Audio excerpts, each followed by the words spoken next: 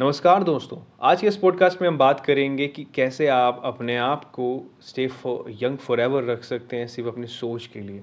ऐसी काफ़ी सारी माइंडसेट हैं, ऐसे काफ़ी सारे एग्जांपल्स हैं जो हम देख सकते हैं अपनी सोसाइटी में, जो कि 60 से 80 के बीच में लोगों ने महसूस किए और जाने भी हैं। कैसे वो लोग अपने आप को यंग रखते हैं, अपने आप को फिट रखते हैं और अपने आप को कैसे प्रोडक्टिविटी की इंक्रीज़ कर देते हैं अपने आप को जब वो 60 से 90 के बीच में आते हैं। जीवन भर के सारे अपना पूरे का पूरा ध्यान लगाकर अपने आप के एक्सपीरियंस को देखते हुए जोसेफ मर्फी ने पावर ऑफ सबकॉन्शियस माइंड लिखी, जहाँ पर उन्होंने एक चैप्टर में रिवील भी किया है कि कई सारे इंटरव्यूज़ लेने के बाद मैं इस कंक्लूजन में पहुंचा हूँ कि सक्सेस की कोई उम्र नहीं होती है। कई सारे लोग 60 के बीच में आते आते अपने आप को रिटायरमेंट समझते हैं, पर वही एक एज होती है जो बहुत ज़्यादा प्रोडक्टिविटी होती है अगर हम कंपेयर करें 20 से, हर एक पर्सन की लाइफ में। काफ़ी सारे ऐसे एग्जाम्पल्स हैं जो कि आपको ये दर्शाएंगे, ये बताएंगे भी कि कोई सक्सेस की कोई एज नहीं होती। सो hey guys, listening my podcast on how to stay young at your old age। Joseph Murphy ने जब इन सब का इंटरव्यू किया तो उन्होंने पाया कि काफ़ी सारे लोगों में एक ऐसी कॉमन ट्रेड्स थे जो कि इनको कंटिन्यू अपनी ओल्ड एज में भी कंटिन्यूटी काम करने के लिए प्रेरित करते रहे। Patience, kindness, love, goodwill, happiness, wisdom, समझदारी, ये सारी ऐसी क्वालिटी थी जो उनकी ओल्ड एज के आते आते और बड़ी थी। उन्होंने अपने माइंडसेट को सीखने के तौर पे रखा, हमेशा की तरह। इन्होंने ये चीज़ रिवील भी करी है कि कई सारे लोग वो खुद पे भी अप्लाई करते थे कि जब हमने ये चीज़ सोचनी स्टार्ट करी थी कि यार ये समय पे काम होना चाहिए, ऐसे नहीं होगा, ये होगा, तो वो ये सोचते थे कि समय ही उनके लिए महत्व करता है। जब उन्होंने समय से हट के चीज़ों पे ध्यान देना स्टार्ट किया कि हम चीज़ें कैसे और अच्छी कर सकते हैं, तो सारी सारी कहानी ही पलट गई थी।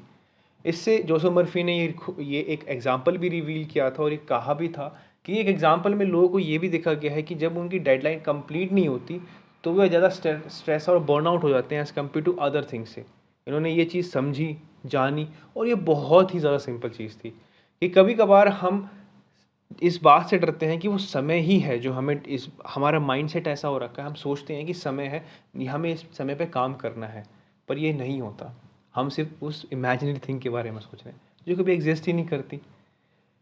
थर्ड पार्ट ये था कि 65 से 95 की जो एज होती है वो काफ़ी प्रोडक्टिविटी इनके लिए बढ़ जाती है एज़ कम्पेयर 20 से। जो उन्होंने माइंड सेट रखा, कंटिन्यू सीखने की इच्छा करी, तो हाँ, ये बहुत पार हुआ। इंडिया में काफ़ी सारे एग्जाम्पल्स आप देख सकते हैं, जैसे कि एक अंकल नागपुर के थे जिन्होंने 80 साल की उम्र अपनी खुद की फैक्ट्री स्टार्ट करी है, खुद पर्सनल बिजनेस स्टार्ट किया है। वो कैसे रहे होंगे, उन्होंने जॉब करी थी कई सालों से, फिर उसने खुद की स्टार्ट की है, कैसे हुआ ये।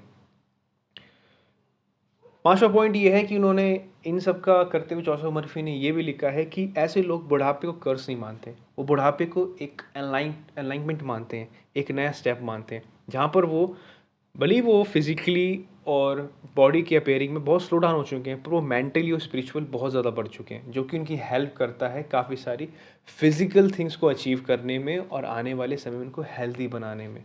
एक एग्जाम्पल उन्होंने बताया था कि 65 के आसपास उनका एक दोस्त था जो कि एग्जीक्यूटिव था चीज़ों के बारे में, एक ऑफिस में एग्जीक्यूटिव था, जहाँ पर उन्होंने देखा कि कैसे उन्होंने उनसे जब बात करी तो उन्हें रिवील किया कि अब वो रिटायरमेंट में आ रहे हैं, पर वो ऐसा महसूस कर रहे हैं कि किंडरगार्टन से फर्स्ट क्लास में आ रहे हैं। उन्होंने अपने आप को ऐसा प्रोत्साहित किया। उन्होंने बताया कि काफ़ी सारी चीज़ें मैंने लाइफ में पैसों के लिए कमाई थी, पर अब जीवन जीने का वक्त है। उन्होंने फ़ोटोग्राफी सीखी, काफ़ी सारे ब्लॉगिंग साइट्स लिखी, पेटेंट्स किया, कई सारे जिन्होंने स्पीच दी किसी क्लब में जाके भी, और आज वो अच्छे खासे एंटरप्रेन्योर हैं, और 85 की एज में भी। सोच के देखिए कितनी बड़ी बात है इस चीज़ के बारे में। उन्होंने ये भी रिवील किया है कि ओल्ड एज एक हायर रिलम है जो कि इनको स्पिरिचुअलिटी से ज्वाइन करने के बोलता है। उन्होंने बोला कि सारी सारी अच्छी चीज़ें जो उन्होंने अचीव करी है वो 65 के आसपास ही की है। उन्होंने हमेशा ही माना है कि डाइट और एक्सरसाइज एक मुख्य पार्ट रहते हैं रूटीन का, पर उससे इम्पोर्टेंट चीज़ जो रहती है वो होती है आपका माइंडसेट, आपकी थिंकिंग। जैसे आप सोचते हो वैसे ही बन जाते हो। भगवत गीता में भी ये कहा गया है कि जैसे आप अपने मन को विचार के हिसाब से करते हो, वैसी आपकी प्रवृत्ति, आपके आपके देखने का ढंग, समझने का ढंग, सारा चेंज वही हो जाता है। तो बुढ़ापे को कभी कमज़ोरी मत मानिए, ये आपकी ताकत है। एट एंड में मैं आपको बताना चाहूँगा एक ऐसे आंटीज़ के बारे में, एक ऐसी लेडीज़ के बारे में जिन्होंने कारनामा करके भी दिखाया है कि एज की कोई मैटर नहीं होता। 65 साल की उम्र में वेस्टर्न यूपी से दो अम्मा जी जिनका नाम जो मुझे याद है वो है चंदेरी तोमर और प्रकाशी तोमर, जो कि 2019 में आई फिल्म सांड की आंख पे उनकी बायोग्राफी बनी है, जिन्होंने बताया था कि 2000 के आसपास 60 प्लस की उम्र में उन्होंने शूटिंग सीखी। फिर उन्होंने कैसे कैसे अपना आपको धीरे बढ़ाते बढ़ाते बढ़ाते वो इस स्टेज पे पहुंच गए थे जहाँ पर उनके पास 15 से 20 मेडल थे, वो नेशनल के, वो भी इंटरनेशनल का चांस मिला नहीं। आई थिंक उनको मिला हो, मुझे इस बारे में पता नहीं, कभी न्यूज़ कवरिंग हो ही नहीं पाई, पर उन्होंने करके दिखाया। ये कैसे कारनामा है, उन्होंने अपनी चाह रखी, इज्जत रखी, समझदारी रखी, अपना को झोंका, सारी चीज़ वो समझते रहे। ऐसे काफ़ी सारे एग्जाम्पल हैं, कर्नल हार्डल, सैंड्री, हारिट थॉमसन की तो मैंने जब स्टोरी पढ़ी तो मैं बहुत अचंभित रहा। 65 ईयर की ओल्ड में जब वो कैंसर से पीड़ित थे, सफरिंग कर रहे थे, उन्होंने अपना को चेंज करते हुए 75 में जब वो पूरे क्योरेबल हो गए 10 सालों के अंदर, उन्होंने मैराथन स्टार्ट करी। और 95 तक मैराथन करने के बाद, 15 से 16 मैराथन करने के बाद, वो सेकंड पर्सन थी ओल्डेस्ट जो कि यूएसए के अंदर थी। कमाल की बात है। आपको एग्जांपल कॉर्नल सैंडर्स का तो याद होगा, चलो थोड़ा इजी बनाते हैं। केएफसी के जो फाउंडर थे कर्नल हार्लन सैंडर्स, उन्होंने 60-70 के आसपास सक्सेस पाई थी, वो भी 2 साल के लिए। उसके बाद उनका देहांत हो गया था। उनका मेन काम था चिकन के बारे में, जो कि चिकन सेल्स करते थे। उन्होंने रेसिपी बेची कई शहरों में जा जाके, कई रेस्टोरेंट में, और उनका 700 करोड़ के आसपास $1 मिलियन का एक अच्छा खासा रिवेन्यू है।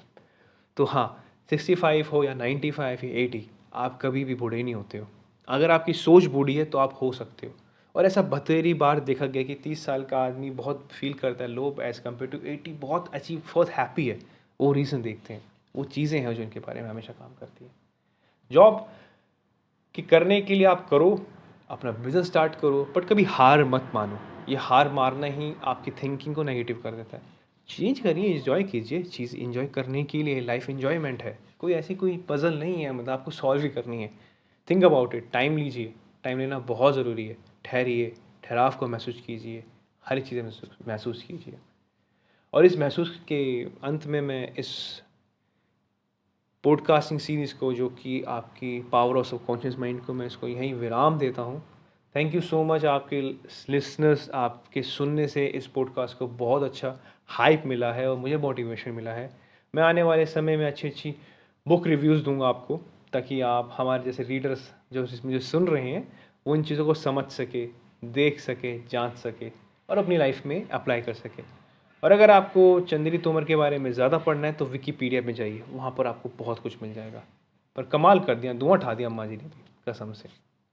और एक बात और, हब हॉपर ने एक नया अनाउंसमेंट किया है पॉडकास्टिंग अवार्ड्स के बारे में।